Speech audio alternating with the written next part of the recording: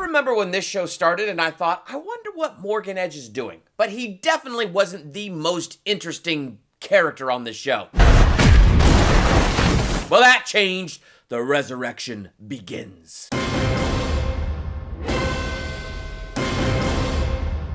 Welcome to Durbania. I'm Durbin, and this is my spoiler talk review for Superman and Lois, Episode 9, Loyal Subjects, with subjects spelled completely wrong. But this was a really interesting episode, and it gave us something we really needed. I mean, on the Wall of Weird podcast that I do, I think we had talked about this. Like, there's a lot of interesting things going on this show, but Morgan Edge seems a little one-note, a little one-dimensional. Now, in terms of acting, I'd probably still say he might be a little one-note for now. But they definitely took his character and made him infinitely more interesting with this twist at the end of the episode. Brother. Now, one of the things that was really interesting about this episode is not knowing what those 7734 weapons really do. Like, nobody's really tested them. So the way they show us this in this episode is Superman hears this bank robber and he goes flying right into it, and it's epic as he shows up in slow motion and the doors splinter away. The camera rolls in and he's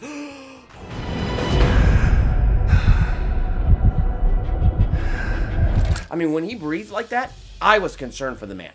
And I could see the concern on his face. So another great performance there by Tyler Hoechlin. But then he goes in and starts beating the tar out of all these bank robbers. But what was so brilliant is because we saw him breathing hard there, now you're on the edge of your seat. Because this should be nothing. He should have this done in 2 seconds. But now it's like, oh my gosh, Superman, are you okay?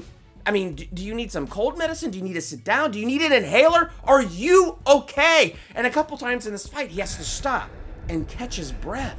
And that's really scary. How bad did this affect his respiratory system? Then he gets shot and falls down unconscious. And I'm like, I know he's not going to die here. What is this? What is going to happen? Like, is he going to be out of action for this episode and really bad things are going to go down? But then he rises up and it's so cool and he finishes the job there in the bank and then flies back home a little bit concerned and covered in bruises. Superman don't bruise, but he is covered in bullet-shaped bruises all over. So Superman is sick. And that was really quite interesting, but it gets more interesting than that because now you got Jordan who is sneezing up frozen mucus. I don't know if it's frozen mucus, but I can't help but think that. Can you? I mean, come on. It looks like he's about to kiss Sarah. I feel really bad for him. It's like every time something goes good between him and Sarah, it's like this dramatic cue that the CW created way back with Smallville, that when you see it's going really good now, you know something really bad is about to happen. So it looks like he and Sarah having this real connection. Maybe they're about to kiss, and then he sneezes and his hand is frozen. So he gets out of there in a panic and he sneezes and there's more ice. I kept thinking icy snot, but it was awesome when Clark comes to get him. And I remember right before I went to the commercial break and Clark said, "Oh no, you're infected." I went, "Infected? What do you mean?" He wasn't in the room with the gas kryptonite. But then during the commercial break, I started to put 2 and 2 together. So when they come back from the break and Superman is talking about how It's a bioweapon and I think it might be communicable. And so he caught whatever sickness Superman had when he breathed in that gas kryptonite. So it's like, really, what is going on there in 7734? They haven't fully tested these weapons. They don't know their full effects. So that's a really interesting element. Though even more interesting, Superman has to get Jordan to the fortress to find out that his lungs are not just filling with fluid, but because of his capacity, the same lung capacity that Superman has, it's freezing. So his lungs are literally starting to freeze from the inside out. Now, the one thing that makes me sad is the fact that the last episode you had Kyle, Sarah's dad, and he was supposed to, show up, play the guitar while she sang her song at the audition, and he didn't. So Jordan covered. And this episode opens with him thanking Jordan for that. Like, he's super, super nice. Suspiciously nice.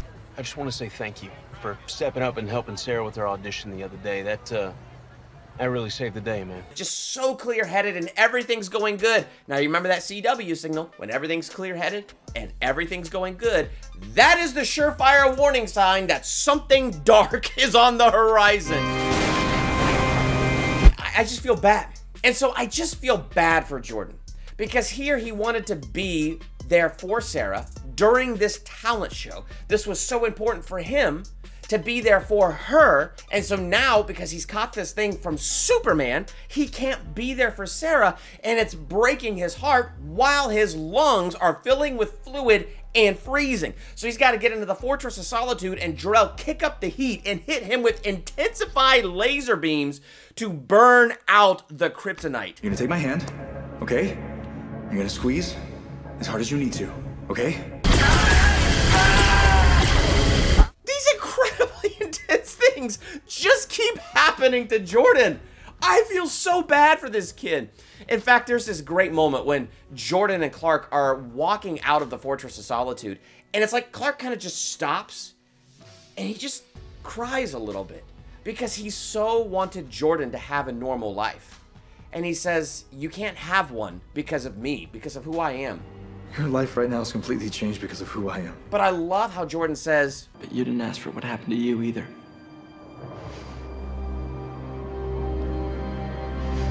and so it's this awesome Kent bonding moment. They continue to do a great job with this Kent family bond. Instead of, again, the soap opera drama, they do a really good job bonding these characters together. Now, Sam, I feel kind of bad for him. He took a beating this episode.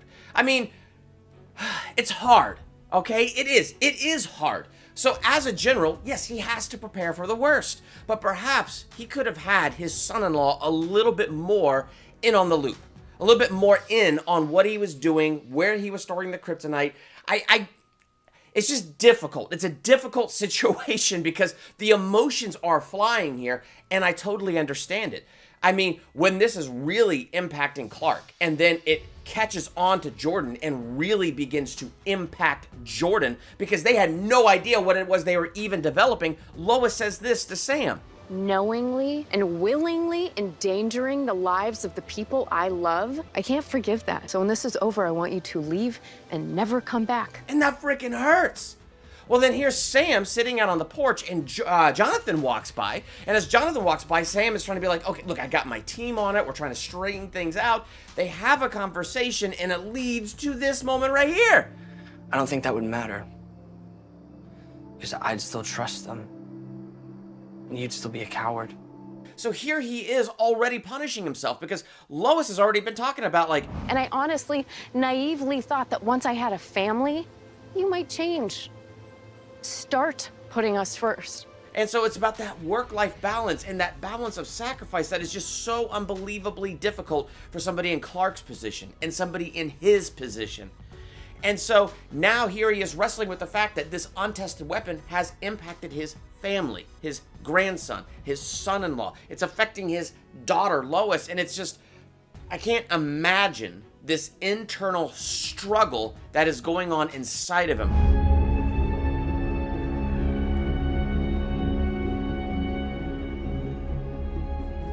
So here we are talking about the fact that they are somehow having dead Kryptonians or Kryptonian phantoms possess human bodies that have been powered up by that crazy machine. And so this episode, it opens with Lana's friend. I think her name is Emily. And it opens with her and Morgan talking how he wants to make her her best self. Now, to me, this is where Morgan Edge really acts like the devil, because it says in 2 Corinthians that the devil comes as an angel of light. So we shouldn't be surprised that his servants also come as angels of light. And so what he's doing is he's pinpointing her weaknesses. Again, 1 Peter says that the devil's like a roaring lion seeking whom he might devour. So hunting for prey. So what he's doing is he's looking at this woman, he's looking at all of her weak points, and he's pressing them. But it's very interesting, his verbiage here. But I can only do that if you're willing, if you acknowledge that the life you have now is not what you want anymore. It's this idea that she has to come into this willingly. She has to willingly be a host. He can't outright tell her what it is, but she's got to come willing to let her guard down and accept a new identity. And so because she falls for this deception, she becomes possessed with a Kryptonian. Complete host acceptance. Now, Morgan Edge figures out Lana's feeding things to Lois Lane and brings her into a meeting, and he says, now I'm going to offer you a choice, and no matter how you answer this, it's going to change and impact your life forever. Now, we find out or so we believe, because it cuts. But Lana's verbiage is she turned down Edge's offer. Now, I believe she turned it down because she was safe in the truth. And it's a real message to us why we need to be strong in God's word and why we need to be strong in the truth. Because the devil will come to try to deceive us however he can, as an angel of light, to get us to submit to him. But if we know the truth and we stand firm in the way, the truth, and the life, and when our life is built on that foundation of absolute truth, we'll recognize the lie and the counterfeit, and we will not bend to the lie. We'll recognize it when we see it, which is exactly where Lana was. So that was really kind of an interesting message, an interesting thing that I found in this episode. But poor Kyle, all he wanted to do was improve himself for his family, but he wasn't secured in the truth. He was so happy in this episode. So when we started to see Emily, like, so happy, her mind is clear and all of that stuff, but we know she underwent the procedure to be possessed by a Kryptonian and receive those powers. We know she underwent that procedure. So therefore, when we see Kyle happy, I started to have my suspicion here. It's like, whoa, wait a minute. Did he really go on a drinking binge? Oh no. Or did he go see Morgan Edge? And he went and saw Morgan Edge. I mean, here we are at the talent show and the call goes out because it's publicized that Superman was weak at that bank robbery. And so Morgan Edge calls forth his new Kryptonians to take out Lois Lane. And it was a very interesting reveal about Kyle because he goes out in the hallway to be like, let me just make sure she's okay. But man, you really see it, especially when he shows up at the barn. It's like, oh my gosh, don't trust him. And then he shoots the gun out of Jonathan's hand with his laser eyes and then later has zero memory of this. It's like he's fully possessed. The Kryptonian personality took the front seat and he just blacked out. It's this incredibly fascinating situation of how Morgan Edge preyed upon his desperateness, coming as that angel of light to deceive him, and now he's in a worse prison than he was in before. I feel so bad for this dude. But it's an incredibly interesting storyline that this show is taking here. I thought Lana was going to be possessed, but now we're really seeing it's Kyle. So at some point, the family's going to realize, the Cushing family will realize Clark Kent is Superman. Then you have Sam with this incredible moment where he comes in with a kryptonite gun prototype that's sitting in his car.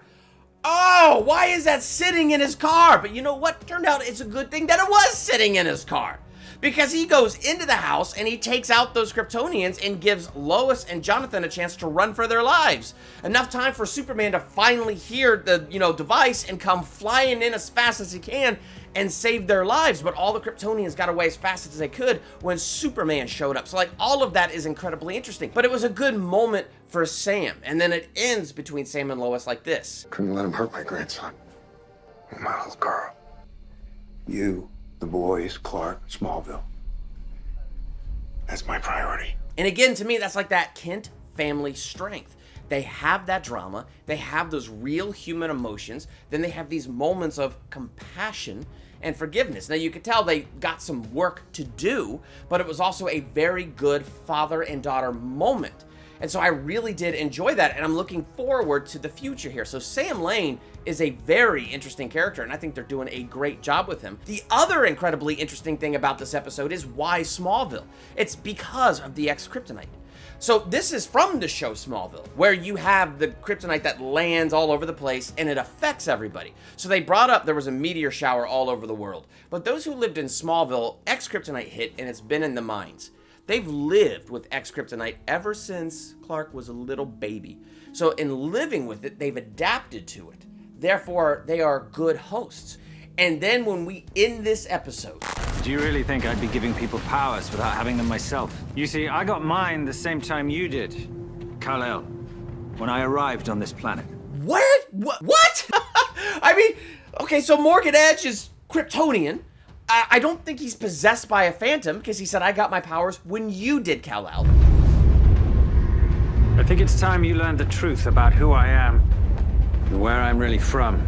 So, which Kryptonian is he? I don't think he's Zod, but I guess that's a possibility. What's his actual Kryptonian name? And is he a Kryptonian from this universe, Or is he from another universe? For instance, is he from John Henry Irons' world and was a part of the destruction of that world, and now has moved on to this world to bring about the resurrection? But it does seem like he's been here for a while and established, so there's a lot of incredibly interesting questions. Like, okay, you're Kryptonian. How come you never went public with your Kryptonian abilities when Superman did? Why did you never seek him out when Superman went public? But now you're calling him brother. Now you're seeking him out. What conniving plan do you have going on here? It was a big reveal that Morgan Edge is Kryptonian, and now we got this idea of what the resurrection begins means. Like, he said that in an earlier episode. So he's bringing back Kryptonian phantoms into human beings, and I guess to rule the world, maybe to turn the Earth into Krypton. I got so many questions. So this character that was kind of one note, that I was just interested in what he was doing but didn't find him that fascinating, it has now changed. But then it left with that cliffhanger. So now I just got to see how they execute this and how they portray this. But I got to tell you, I'm interested. What about you? What did you think of that twist that Morgan Edge is Kryptonian? Let's talk about that in the comments. While you're there, hit that subscribe button and hit the bell by the subscribe button so you're notified for my next Superman and Lois review. Also, I just dropped my review for Loki Episode 1, another fantastic comic book show that dropped this week, so be sure to check out that review. You can click that right now on the side. I'm Durbin. Thanks for checking out Durbania.